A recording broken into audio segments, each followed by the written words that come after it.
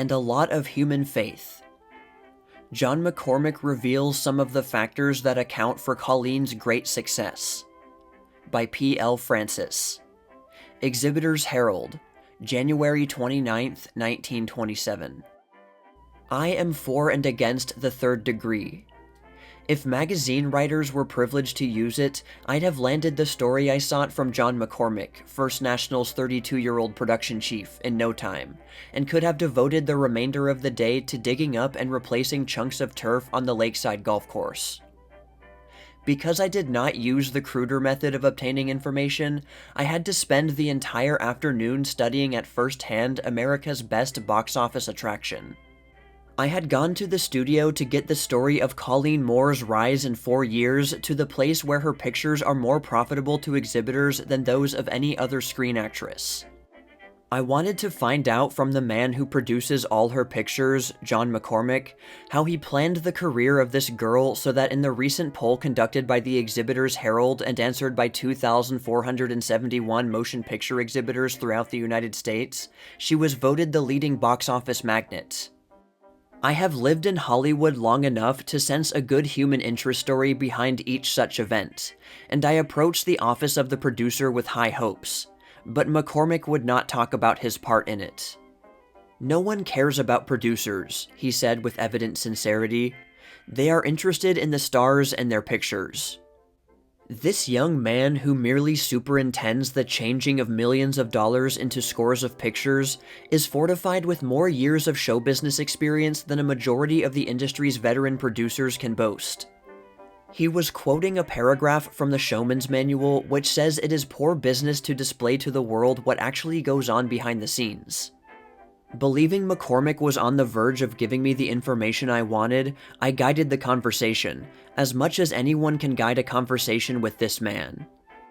"The combination of an idea and ideal and a great deal of human faith tells the story," McCormick said.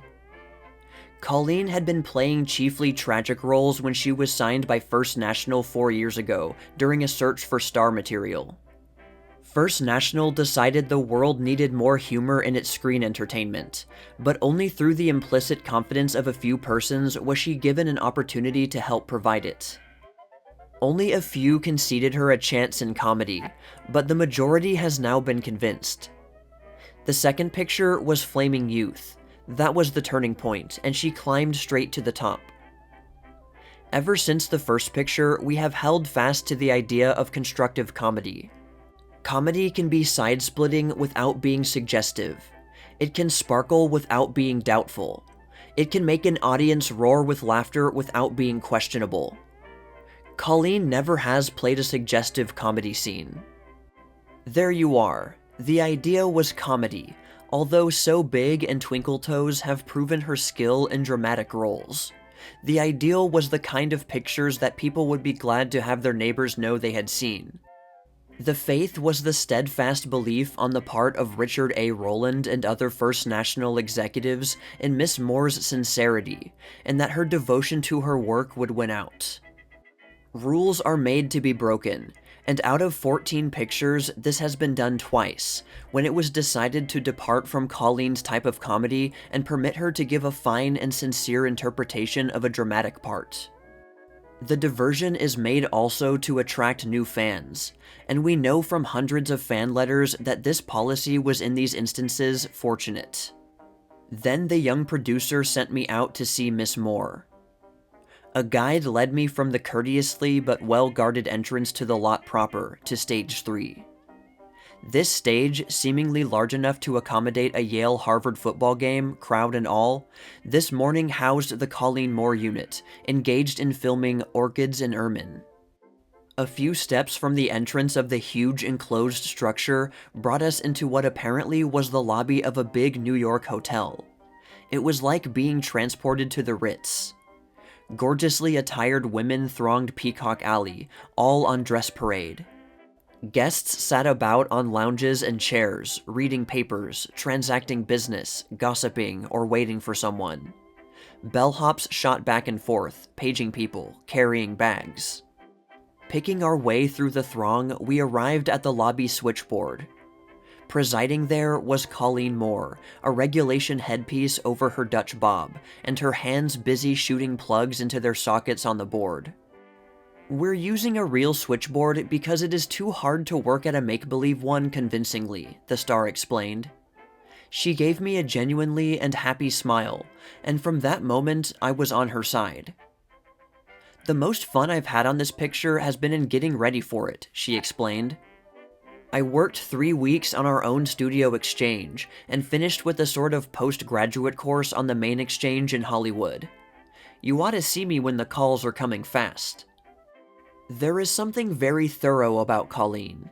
I believe she derives a great deal of joy out of doing everything as well as she possibly can. She is ever on tiptoes, interested and interesting. In all Hollywood, there is no more beloved performer. She has sincere consideration for the electricians, the camera boys, and the carpenters in her crew.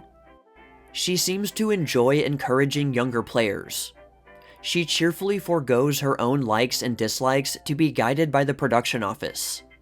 She shows eager concern over the way her pictures are received. "Is it difficult to put yourself in the place of the switchboard operator?" I asked. "The hard part is to get away from her, this girl I play in Orchids and Ermine. I live her life, think her thoughts. This girl, Pink Watson, longs for the things she can't have, the orchids and ermine, and finally she gets them. I am happy for her, and sorry for her." Colleen has enough of the self-assertive spirit that goes inevitably with her acting to make you feel she will hold her own in most circumstances. It is an integral part of her nature. It does not detract from sweetness and charm, nor lose her a single particle of sympathy. You don't pity Colleen, even when she is in hard straits in one of her pictures. But you sympathize with her, glory in her determination to win out. Colleen likes comedy. "But it's so gosh-awful hard," she declared. "You may not believe it, but it's a relief to have a part where you may cry and tear up the scenery, as they say. That's why I enjoyed Twinkle Toes so much. Poor little Twinks. She was so devoted to her poor old dad, and he was a thief." Colleen was silent. I knew she was thinking of Twinks and her sorry lot. I watched her face. It is strangely transparent when she wants it to be. And you can watch each emotion as it comes and goes. Her face brightened, her eyes widened and sparkled, and her lips parted in a smile than which there is nothing more cheery or soul-warming. "Say," she sat up briskly, "have you an idea for something funny I can do at this switchboard?" All things must end, and it seems that the most enjoyable experiences are briefest. So finally I had to leave, and when Colleen Moore had smiled goodbye and I had gone back and shaken hands in farewell with John McCormick, I decided I knew pretty well how she happened to be the exhibitor's choice of the best box office attraction.